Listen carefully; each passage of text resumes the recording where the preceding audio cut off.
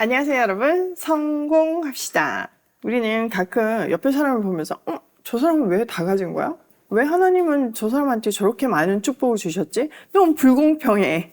이런 생각을 하게 되잖아요. 근데요, 그 편애같이 보이는 그 선택 안에는 하나님이 특별한 의미가 있어요. 오늘 이 제사장의 위임식을 통해서 우리가 그걸 볼 수 있는데요. 일단 제사장도 그 당시 사람들 입장에서는 불공평하다고 생각받을 수 있는 존재들이었잖아요. 왜냐면 레위인들이 특별히 구별되었기 때문이에요. 먼저는 이스라엘 전체 인구조사, 그러니까 국방의 의무에서 제외되었고, 그들 따로 인구조사를 하게 하시잖아요. 그리고 그들의 사역인 성막 사역에 대해서 굉장히 강조하면서 말씀하셨어요. 충분히 불공평하다고 느낄 수 있는 상황이죠. 자, 그 의미 한번 들어가서 보도록 할게요. 자, 우리가 지난 시간에는 이 위임식에 앞서서 등잔대에 대해서 살펴봤어요. 사실 이게 그 비밀을 풀어주는 열쇠인데요. 이 레위 사람들의 역할이 이 등잔대의 역할이라는 거죠. 촛대가 온 성막을 밝히는 것처럼 또 하나님의 말씀을 밝히잖아요. 그렇게 하나님을 알아가게끔 해야 하는 것처럼 레위 사람들도 이 이스라엘 전체가 하나님을 제대로 바라볼 수 있게 하는 그 역할을 맡고 있다는 거죠.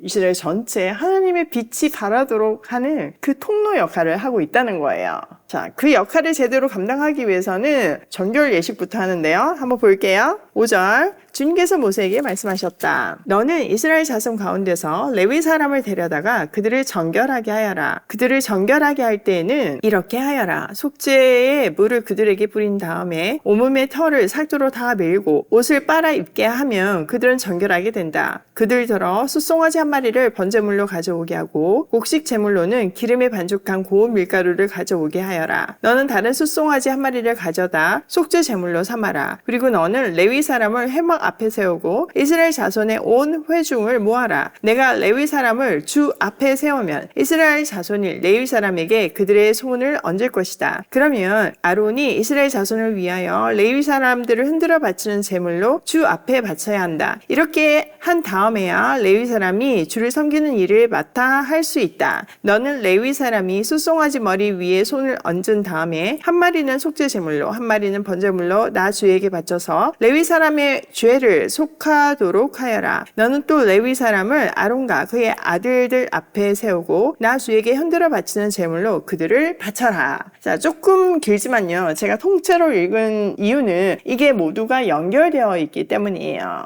자, 하나님께서 모세에게 레위인들을 정결하게 하는 절차를 말씀해 주세요. 이 과정은 레위 사람들을 성결하게 하고 이스라엘 백성들의 대표로 성결 준비를 하는 절차이죠. 레위인들은 물로 씻고 전신을 면도하고 또 옷을 빨아 정결하게 해요. 그리고 번제물과 속죄물을 드림으로 해서 제사장의 직무를 준비하죠. 여기서 아주 특별한 장면이 있는데 바로 10절이에요. 자, 레위 사람을 주 앞에 세우면 이스라엘 자손이 레위 사람에게 그들의 손을 얹어서 안수해요. 이게 무슨 의미냐 하면요, 레위 사람들은 모든 이스라엘의 장자를 대신해서 이 성막을 섬기는 일을 하는 거잖아요. 그래서 백성들에 의해서 세움을 받아야 하는 거죠. 그렇기 때문에 이렇게 백성들이 레위 사람에게 손을 얹어서 안수하는 거예요. 이 말은 우리를 대신해서 당신 이 일을 해주세요, 이거를 부탁하고 인정하는 장면이죠.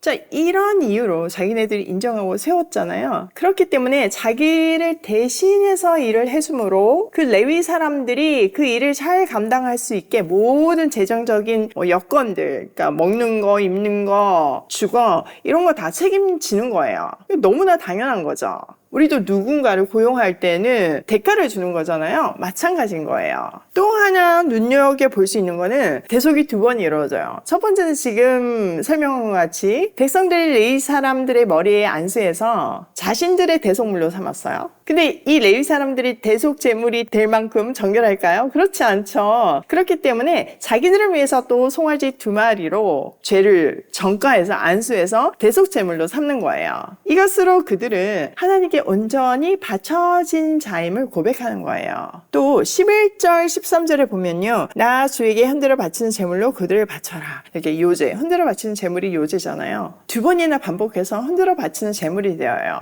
첫 번째는 성막과 백성 백성들 앞에서 흔들어 받침으로 해서 이스라엘 공동체를 대표해서 이들이 하나님을 섬기도록 구별되었다는 것을 의미하고요. 두 번째는 아론과 그 아들들 앞에서 흔들어 바치는 제물이 되죠. 이것으로 그들이 아론과 그의 아들들을 보장하는 역할을 하게 된다는 의미를 뜻하는 예식인 거예요.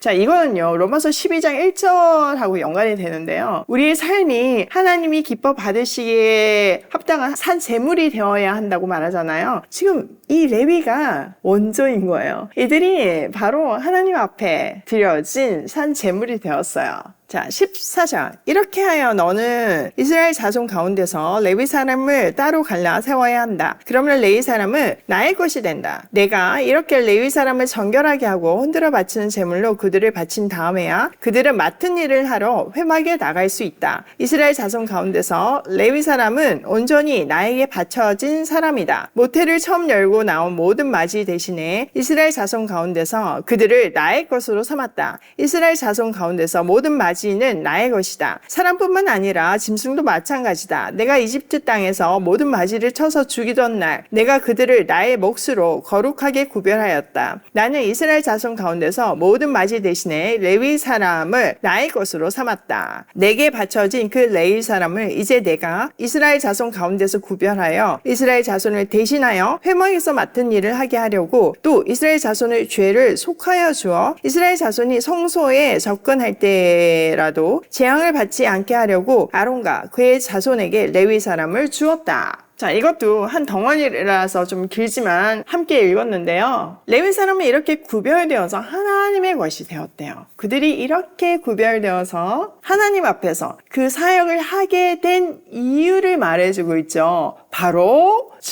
출애굽이에요. 자, 출애굽하던 날 마지막 밤 기억나시죠? 우리가 6월절이라고 부르는 바로 그날이요. 자, 마지막 10번째 재앙은 이집트의 모든 장자를 치는 것이었어요. 그런데 이스라엘 백성은 어린 양의 피로 대속을 받았잖아요. 그래서 하나님은 그 피를 받은 이스라엘 백성들의 장자는 치지 않으시고 넘어가셨잖아요. 그래서 넘어갔다는 의미로 6월절이라고 하잖아요. 그렇기 때문에 그때 그 모든 장자와 그 짐승의 모든 첫 것을 다 하나님이 살려주셨기 때문에 하나님의 것이 되었어요. 그러면 이제 그렇게 하나님의 것이 된 맞이들이 다 나와서 성막 일을 해야 하는데 그렇게 하기가 어렵잖아요. 그러니까 그 이스라엘 맞이를 대신해서 이 레위 사람들이 하나님의 것이 되었다는 거예요. 자, 성전 안에는 굉장히 까다로운 규례가 있어요. 그거 잘못하면 막 죽기까지 하잖아요. 근데 뭐 일상에서 열심히 일하다가 와가지고 그거 세세하게 기억하기가 너무 어려운 거예요.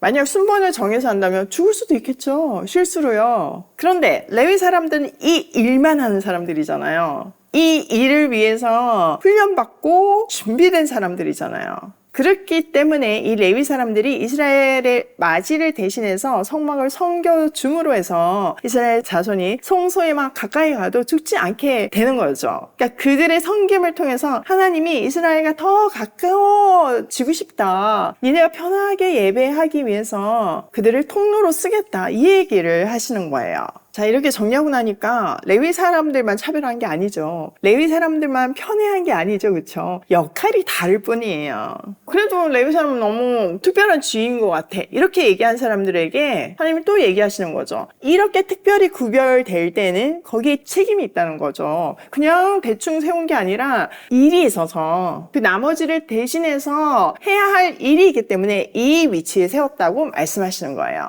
너무 은혜되지 않나요? 오늘 저는 이 말씀이 너무너무 은혜가 되더라고요. 그리고 내 위치에서 내 역할을 정말 잘해야겠다는 생각을 했어요. 자, 오늘 내용을 우리 삶에 한번 적용을 해보면 첫 번째, 사명에는 대표성과 책임이 뒤따른다. 지금 설명했죠. 레위인의 사명이 이스라엘을 대표했던 것처럼 우리 각자에게 주신 사명에도 그런 대표성이 있어요. 그렇기 때문에 우리는 우리에게 주신 사명에 대해서 책임이 있고 또 내 사명을 통해서 공동체를 살려야 하는 거예요. 나로 인해서 그 공동체의 이 부분이 부족하더라도 채워지는 것이기 때문에 이 일이 얼마나 중요한 거예요.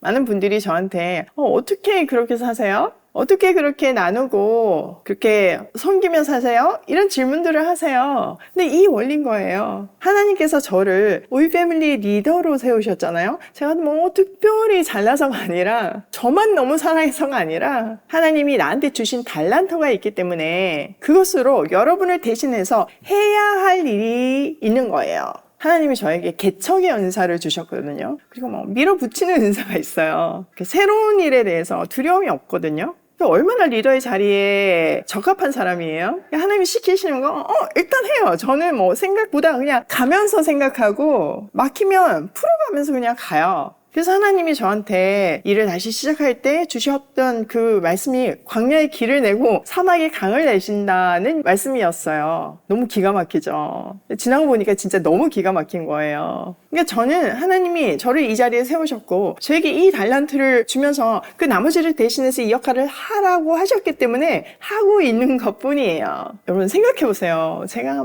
아무리 달려가면서 일을 하는 사람이라고 해도 우리 패밀리들이 각자 맡은 역할을 해주지 않는다면 그냥 공상에 불과할 뿐이에요. 근데 하나님은 우리를 통해서 각자 부르신 자리에서 그 역할을 책임 있게 해가는 우리를 통해서 이 놀라운 기적을 일으키시잖아요. 여러분이 하고 있는데 뭔가 불만이 있으신 거 오늘 다 해결하시고 주신 일이 얼마나 귀한 일이고 또 이 주신 일로 나를 위해서 사는 것이 아니라 공동체를 위해서 살아야 한다는 거 꼭 기억하시기 바라요. 두 번째, 산 재물의 인생을 살자. 자, 레위인이 하나님이 기뻐하시는 산 재물의 인생을 살았잖아요. 로마서 12장 1절에서도 우리에게 그렇게 살라고 말씀하시잖아요. 하나님이 우리를 자녀로 택하심에 감격하며 하나님이 기뻐하시는 산 재물의 인생 살기로 해요. 세 번째, 차별이 아닌 다름을 인정하자. 사실 우리는 조금 다르면 차별하는 그런 본성이 있어요. 외국인 노동자 차별부터 시작해서 하다못해 자녀도 나랑 좀 다르면 차별하잖아요. 근데 하나님은 이거 레위 따로 구별한 거 차별이 아니라 다른 역할을 주신 거예요. 그러니까 우리도 차별이 아닌 다름을 인정해야 해요. 그 다름을 인정하면서 연합해야 하는 거죠. 오늘도 하나님께서 나를 택하시고 내게 주신 것들에 감사하며 그래서 이웃을 위해서 살며 고고싱해요.